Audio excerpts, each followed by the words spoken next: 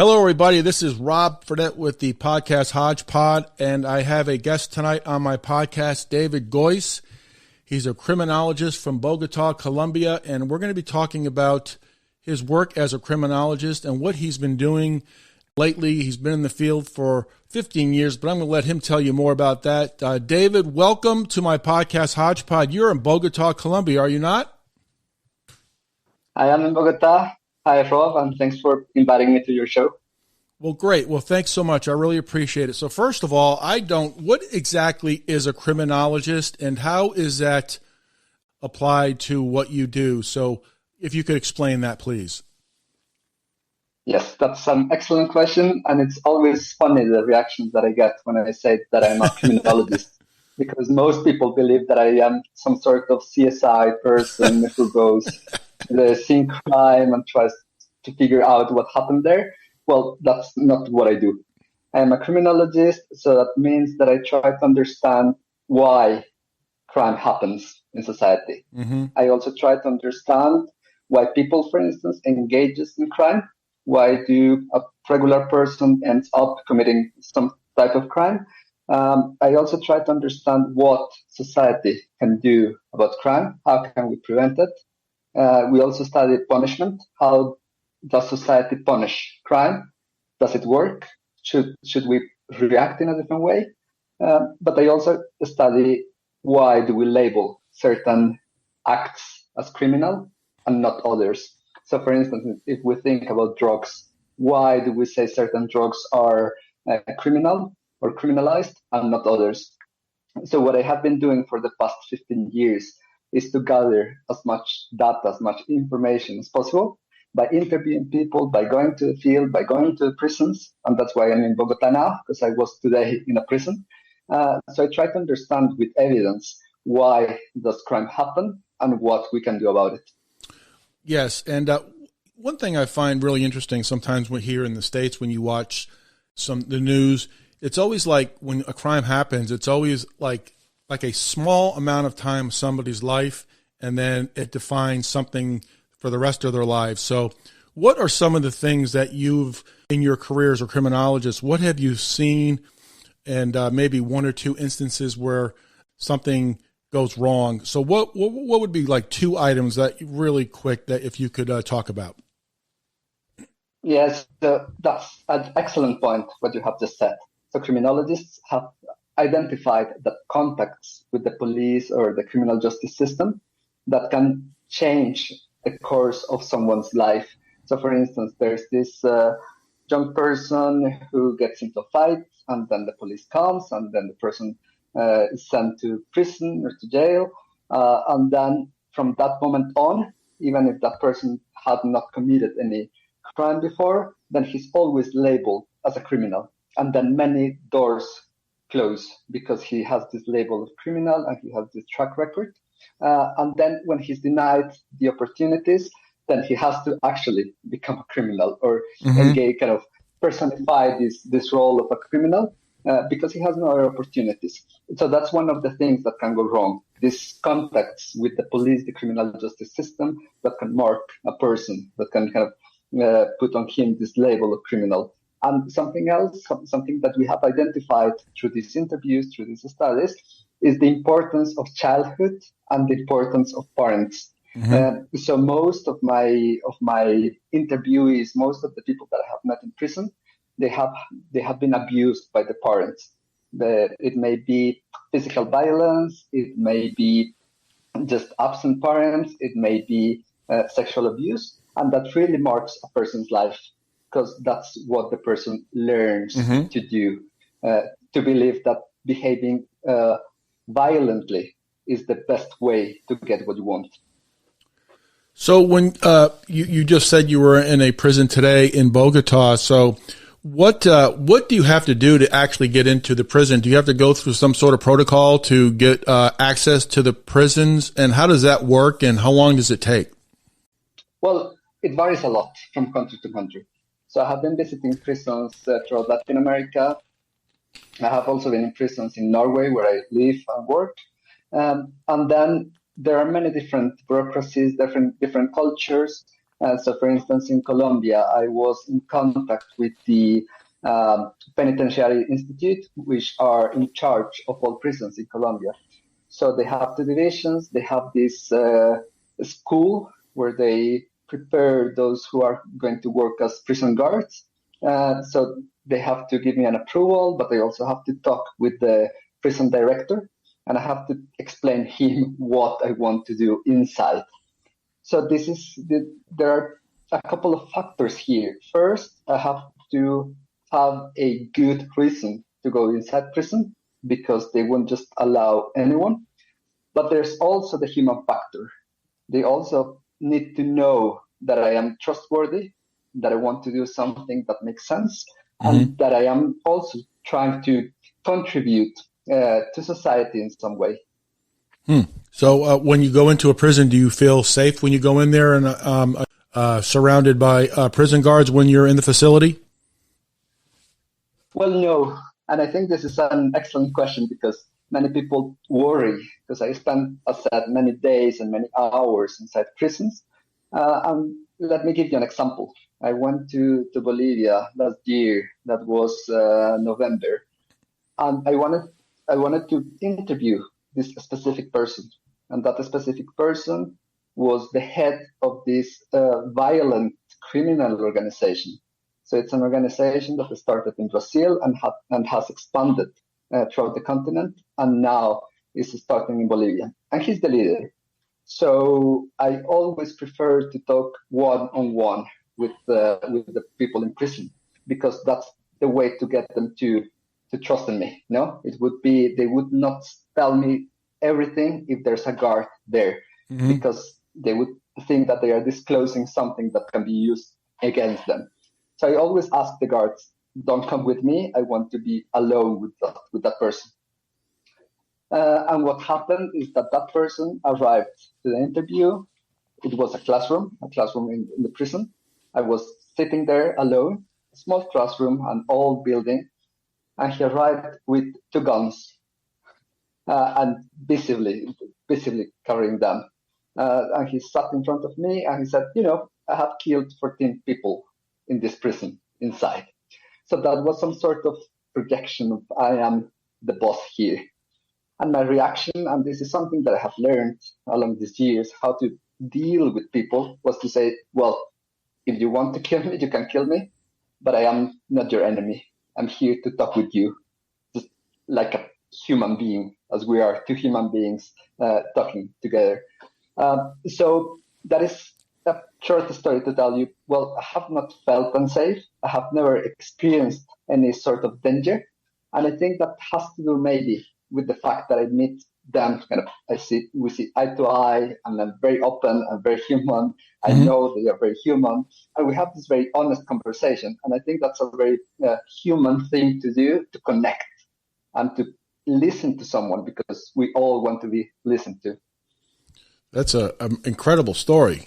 So when you get access to the prisons and you go through the protocol, do you go back to the prisons repeat times to talk to inmates? And what's some of the, I guess, the topics or the findings that you get after you're done interviewing with them? That do they feel remorseful?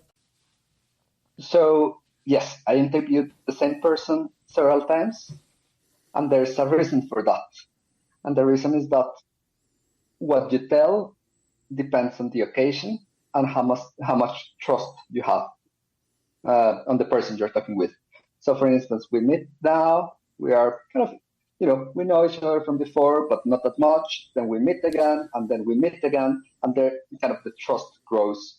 So that's one of the reasons why I go repeatedly to visit them, because as they see me again and again and again, they know that I'm there to listen to them, that I'm not going to give kind of a snitch, and that I'm not going to pass on any information to the authorities, that I'm just there to listen genuinely, and the information is only for me. So as they trust more and more, so they tell me more and more. But also, and this is interesting, because when we tell something to somebody, we are not always coherent. We are not always telling the same story. And that has to do with that we are always, or many times we have this internal conflict, tension. There's ambiguity in how we see life. So when I meet them several times, I get to capture that ambiguity. So as you were saying, do they feel guilty? Do they feel remorseful? Well, that varies in the same person. So sometimes they feel guilty, remorseful. They said, I should not have done this. But other times, they are proud of what they have done. So it depends a little bit on what kind of day they have had, what kind of experiences. So for instance, if they are kind of feeling that their family is far away, that they are lonely, that they don't have friends, then they tend to feel remorseful and say, okay, I ruined my life. But if they wake up differently another day, they're very proud of what they have done. So that varies a lot, and that's why I meet them repeatedly. And the type of questions we ask, or that I ask when I'm in prison, it has to do with their life course. And the life course is this sequence of phases from childhood to adolescence to adulthood to their time in prison, because to understand why someone engages in crime, we have to look at the entire life course. So what happened in their childhoods? What happened in the adolescence? How come they are in there? And there are different findings. So we find, and this is a study that we have been conducting in Latin America, and I say we because I've been visiting many prisons, but I am part of a team. So I have also colleagues and friends who have also been visiting prisons. And what we have found is that poverty is one of the major reasons for people to start in crime. So another story that I can tell you here. There was this boy, he was 6 or 7. His father had left the family. His mother was trying to get some money, but kind of struggling. And he had 2 younger sisters, and they had nothing to eat. So he was 7. The neighbor came and said, if you do me this favor, and it was a sexual favor, I can give you this money. So the boy thought, well, we have nothing to eat. My sisters have nothing to eat. I want to do something for my family. So he did that on repeated occasions. And then he thought, well, if I got this money from the neighbor, maybe I can also get more money by doing the same from other people. So he started going to the streets, just, this main street, and met people and started prostituting himself. And that's how he got in contact with the street. And when he was in the street, there were other people telling him, well, now that you're doing this, it's easier for you, for instance, to sell drugs. You're in the street already. There's a lot of people passing by, so you can also take the opportunity to sell drugs. And then he started selling drugs, and then he also learned how to rob them. So he started mugging people. So if you look at that example, that's how it started. He had no family to support him. He had no money. So that happened in the childhood. So that's perhaps one of the main findings, when the person is very vulnerable in the childhood, when the state is not present, when the family cannot support him or her, then it's much more likely that the person will find a way to cover his or her needs. Boy, that's just horrible. So as like you just the situation you just talked about, it just escalates into different types of crime, more severe, more types of crime that will escalate, wouldn't it? Exactly. So what happens is that people also diversify, and the streets are this place of confluences. So people engage in different types of crimes. So you have drug dealing. You also have, well, prostitution. It depends on the country if it's a crime and what type of action is criminalized related to it. But also stealing. But also starting doing other stuff like learning how to commit fraud, for instance. So both the streets and prison are this school of crime in a way, because people who need to make money meet there, and they learn from each other. So it can escalate in different ways, and especially in particularly weak countries. So for instance, Colombia, it has kind of this trajectory of violence, of war, of poverty, inequality. So what we identified is that what usually leads a person into crime in countries like Colombia, with so much poverty, so much violence, can easily lead the same person into war, either for the guerrillas, for the paramilitaries. So it depends a lot on the context. Have you had any interviewed any inmates who have had a success story getting out of prison and getting it back into society and being successful? Have you had any examples in your 15-year career? I have not had those examples, because usually I have been interviewing people engaged in drug trafficking. And in Latin America, due to the war on drugs, these crimes are punished very harshly. So they can get up to 25 years in prison. And that's more than I have been in the field. But I have colleagues who have had these success stories. And I also have a friend, and this is a fascinating story, because she is a model, she's an actress, she's a celebrity in Colombia.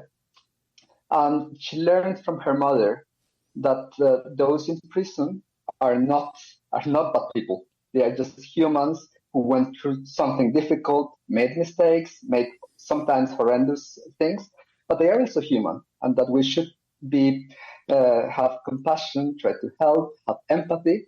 So this person who has, she's quite wealthy, she's famous, she has all the success, and she decided to help them. And she has this foundation.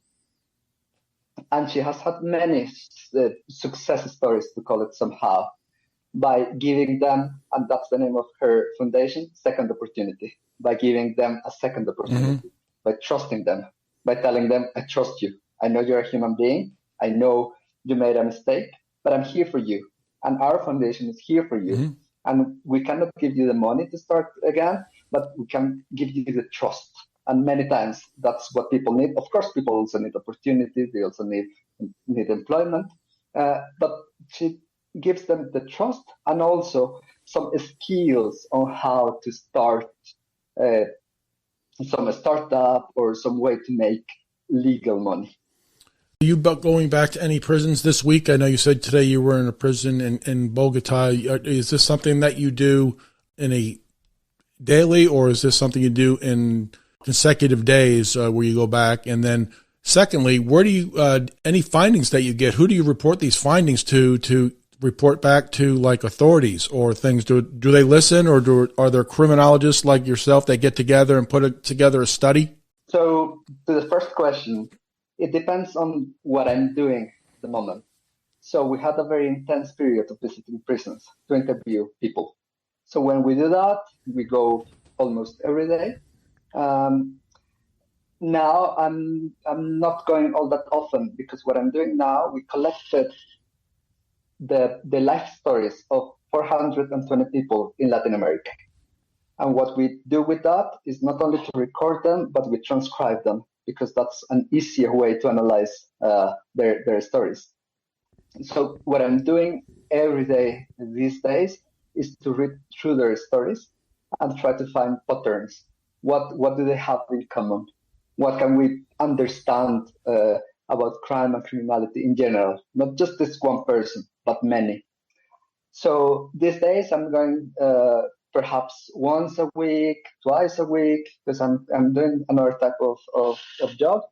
But it's always, when you get in prison, inside a prison, it's always both, how can I put it? It's a heavy atmosphere, because it is confinement.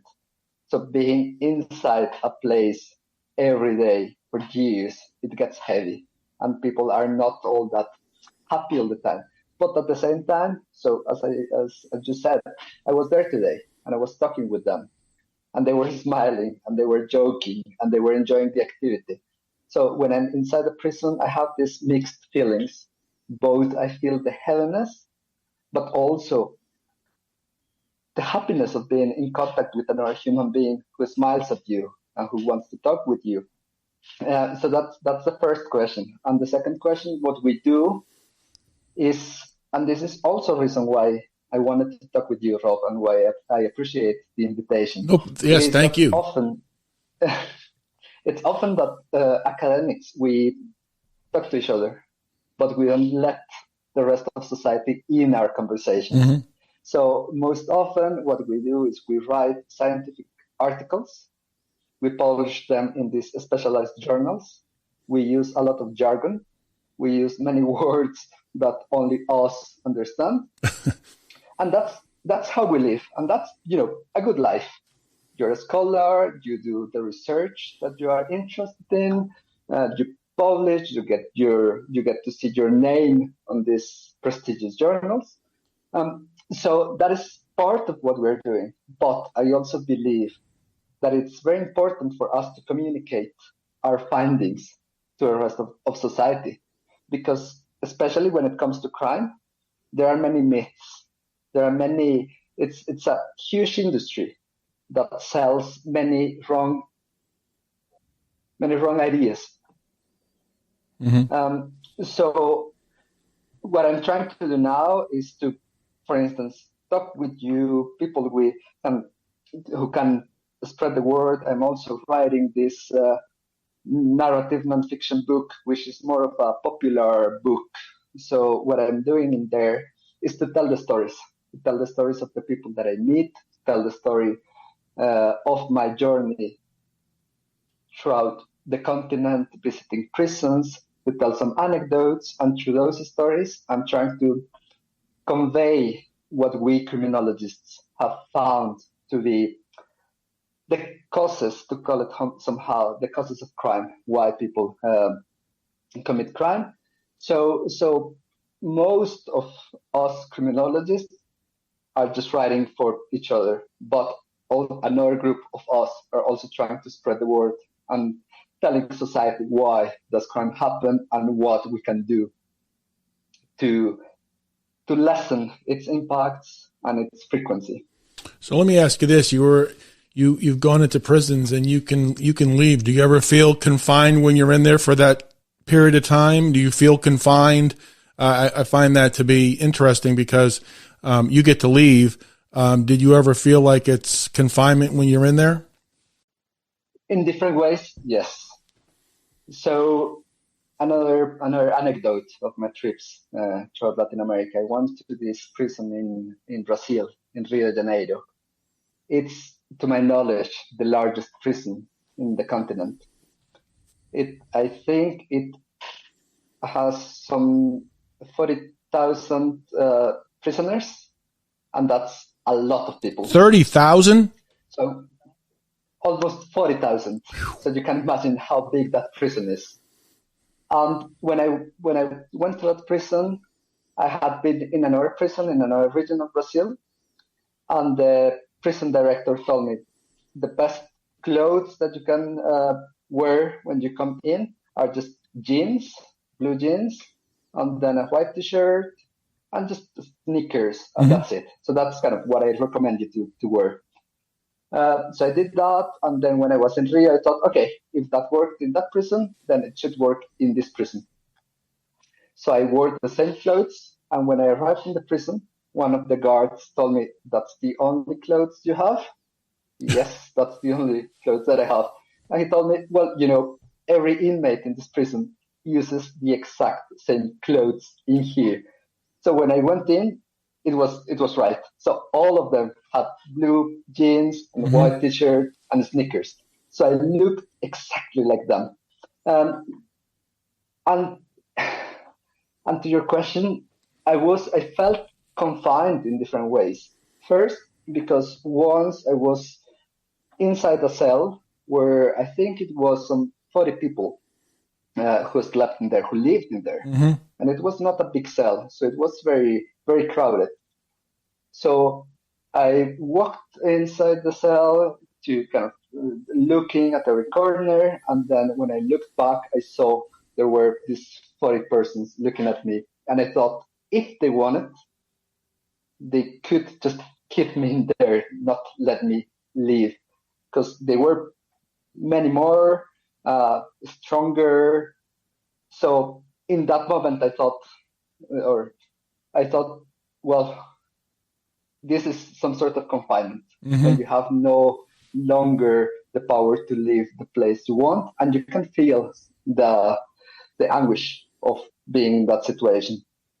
But second, at the same time, I also thought I could be here because they are exactly like me. They are, well, I am Latin American. I'm from Colombia. I'm not from a wealthy family. I'm from more of a middle class family. And then I know that many of them had similar lives, similar trajectories to mine. So I thought, we're very similar. I could be here. So in that moment, I felt the empathy, and I felt I'm here. I'm wearing the exact same clothes, and I can feel how it feels. So that's the first part of my answer. But at the same time, no, because I work at the University of Oslo, and that opens doors, and that also shows how the world and how society works. So if you say I'm from Colombia, from Latin America, then not that many doors open. But if you say I'm from Norway, I come from Norway, from this university, then all the doors open. So when I was in there, I knew that there were guards, there were judges, there were people who were very attentive to my situation. And I knew I was protected. So I could never compare myself to a person in confinement because I knew I could live. And that's part of what's tough in this research, that I get to go there, talk with them, I get their stories, but then I get to leave and I have somehow taken something from them because they have told me their stories. I get to write articles, I get to write books, but they are still in there and I took their stories. So I have felt that confinement sometimes, but in the end, we're in very different situations. And you said you're putting together a book. You're writing a book, nonfiction book? I'm writing a book, and this is going to be, well, perhaps my second nonfiction book. So the last one, it was about the victims. And I think that's an interesting combination because I have interviewed victims and I have interviewed now also those who have committed the crimes. So I was interviewing the victims of Pablo Escobar. You may have heard of him, this famous Colombian drug lord on whose life Netflix produced Narcos. So that was the first slightly narrative nonfiction book, but now this one, with the title Humans Behind Bars, is my first 100% narrative nonfiction book telling these stories of the people that I have met and of the journey that I have taken throughout Latin America. So I got a question. Have you ever been to the States to interview inmates in prisons? I have been to the States. I have been in prisons there, but I have never interviewed an inmate in there.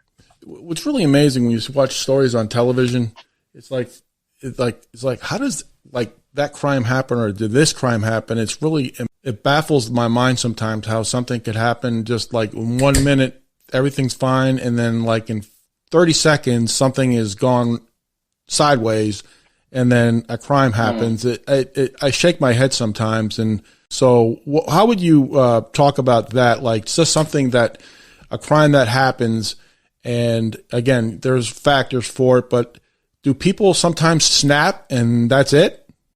I don't think so. I don't think that happens, and that's what we get to see. Because we only get to see the top of the iceberg in a way. We only get to notice the moment in which everything went wrong. Because that's what's more appealing to our sight, to our gaze. So when we see, I don't know, a murder, then we think, okay, why did this happen now? Just in the moment, someone snapped. But it's never the case. It's never the case in different ways. It's never the case that one person just snaps and decides to commit a crime. Because to understand that crime, we always have to look back into why. Why did that person react that way? What's behind that? And most often, it's a trajectory of abuse, of victimization, of absent parents, of substance abuse, drug addiction, abuse of alcohol. So you can never understand a crime just by looking at the moment. And that's when it comes to the person committing the crime. But the same applies to the victim. It's never a random victim. So there are people who are most often victimized. And that's also what we have identified. There are people who are more vulnerable to crime. So say that you are working, you have a job that requires you to be in the streets most of the time, then you are more prone to being a victim of a crime because you are more exposed. Whereas if you are this wealthy person who commutes in the car, in a more safe car, then you're more protected. So it's never, these encounters may seem random, but they are not random. It never happens that the person snaps. And that's what we criminologists try to do. Why does this happen? Why does crime happen? Why does victimization happen? And who are most prone to being victimized and to committing crimes? I've never heard it explained that way. That's fascinating. So somebody doesn't snap. It's the layers of things in their life that makes that person do that crime. That's so when you hear something, when somebody snapped, that's not because they snapped at that moment. There are some things leading up to it. I find that I've never heard it explained that way. That's really interesting. Let's talk about the victims. You said you've talked to victims. What is the it's horrible that the victims have to live with the tragedy, but what did you learn from talking to victims of crimes in your studies or your interviews? The first thing that I learned is, again, that victimization is unevenly distributed in society. So people who live in impoverished or poor neighborhoods are much more prone to being victims than those who live in the wealthy neighborhoods. That doesn't mean that wealthy people don't are not victims. That happens, but less often. So I was last year as well. I was in Medellin, and I went to what is thought to be the most violent neighborhood in Medellin. And Medellin is the most violent city, or was the most violent city in Colombia. And Colombia was for many years the most violent country in the world. So in a way, at the time, during the 80s, 70s and 80s, that neighborhood that I visited was the most violent in the world. And I was talking with one victim. She had her husband killed. She had her daughter raped. And these are very crude details, and I apologize if this is too strong, but her story is just horrendous what happened to her. So that shows that she was much more prone to being a victim of crime because that's a very poor neighborhood. And she was, it's what we call in Colombia, a very humble person. So the people without all that many economic resources, we call them humble people. So she didn't have that many economic resources, so she was much more unprotected than the others. That's the first thing. The second lesson that I learned is that victimization, or that type of victimization, can leave scars, and most often leaves scars in people's lives. So this happened in the 80s. What happened was that her husband went to work, and then on the way back he was murdered. She was called telling her that he had been murdered.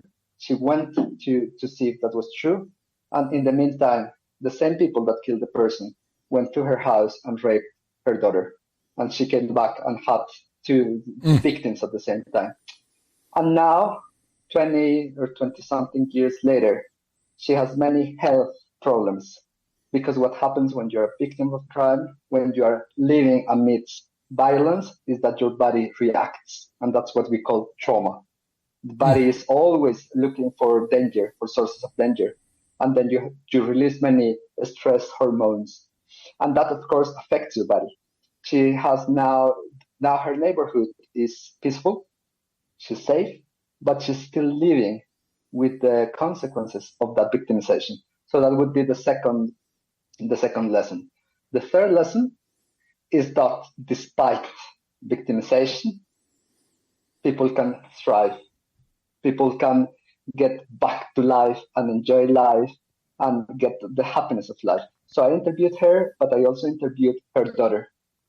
And her daughter is a very, very happy person. She has a daughter herself. Mm-hmm.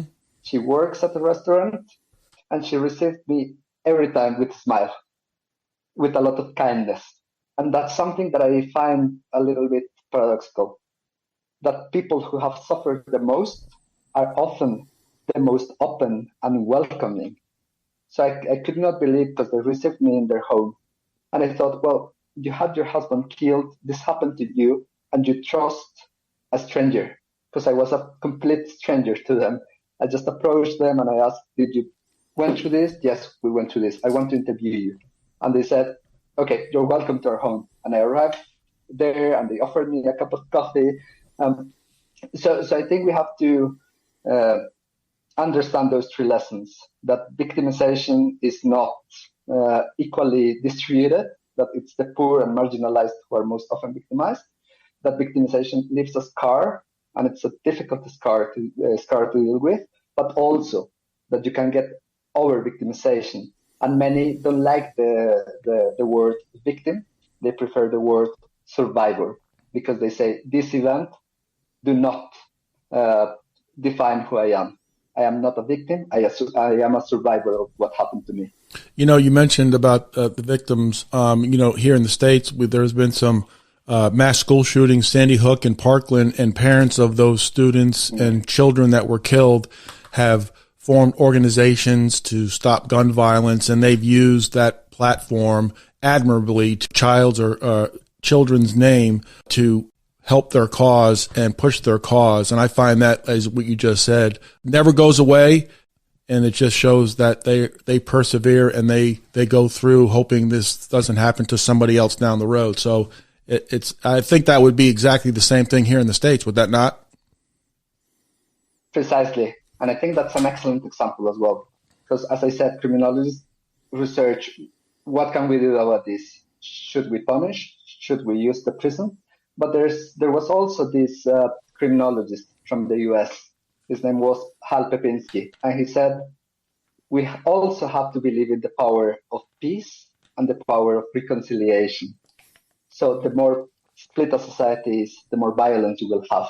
And that's what we call the cascades of violence. So violence engenders violence.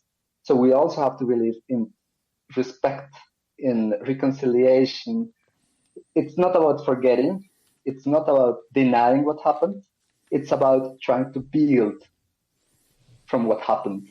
So this example that you were mentioning, these are tragic events, and there's no way to deny that. But what we have to think is, how can we create a better society out of this? And that's a huge challenge, because these are very sad events, and it's not easy to be all that rational or all that empathetic. But if we take crime and we look at it and we try to understand, why did this happen and how can we make a better society, not keep throwing people to prison, because that has been demonstrated that it doesn't work. So how can we have a different society? How can we react differently to crime? And this sort of reactions that call for reconciliation, for peace, for living a different life, for being less violent, less aggressive, for not having a divided society. I think that's the way to go. Excellent point. Excellent point. So when is your book going to be out for public? Will be able to be available to purchase? That will be next year. Okay. So I'm still finalizing the book, it's a different style of writing. Because as you can notice, when I talk with you, I still tend to use some jargon and specialized language because that's how I'm trained to think and write and talk as a criminologist to scholars. But I think this is so important to tell our people why crime happens, why do people engage in crime. So I'm still working on it. I have this stipend, this scholarship, or this money that I got to finish the book. I'm nearly there, and I always learn a lot from these conversations because I also get to know what people find interesting. So all these questions that you're asking me, it's also a compass for me. This is what people want to understand. This is what people want to read. And then if I can use my experience and what I have studied to provide some answers, then that's what I want to do with this book. Interesting. That's quite something. You know, I always when I watch TV or watch the news or I read about a crime, it's like I always say, what the heck? I mean, how did that happen? And it's just mind boggling sometimes, just some crimes. And I think sometimes too, we need to spend more time think about the victims as well. Because I think sometimes the sensationalism of crimes, sometimes the victims in the aftermath of a crime are talked to, but then after that it fades away. But I think the victims, it's an ongoing sentence for them too for the rest of their lives. Indeed. And I think the TV, the movies, certain type of true crime podcasts, that's what we call popular criminology or pop criminology. That's how most people learn about crime. And those have two things in common. First, that they provide a very simplistic view of criminality. Often these TV shows or podcasts or movies, they portray those who commit crimes as just evil people. And there are many books of that type. Mm-hmm. This person committed a crime because that person is evil. And that doesn't explain anything. And that's not true either. There are many theories that say they have something wrong in their wiring. You may have heard of this, the Gene of Evil show on, I don't remember which channel that is, but they try to identify the gene that leads a person to commit a crime. And that has no scientific basis. So that's the first aspect we have to be aware when we're looking at these shows, watching these shows. And the second one is what you thought.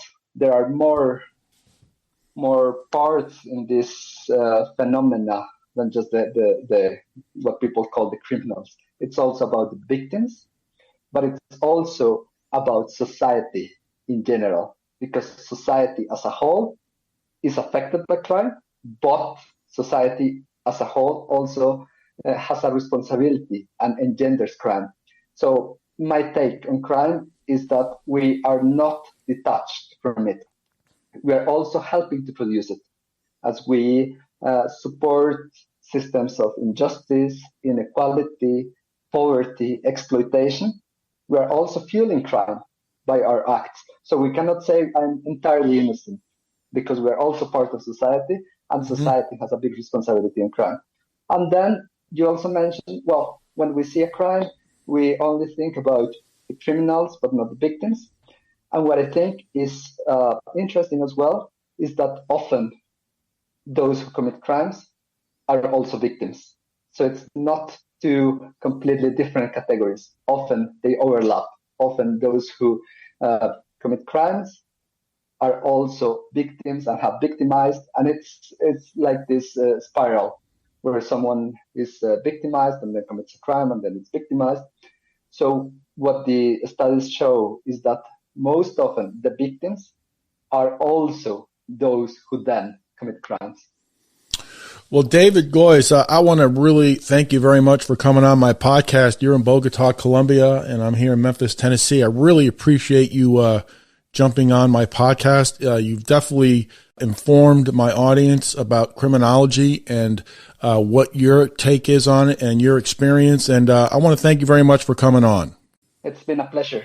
Thanks for having me.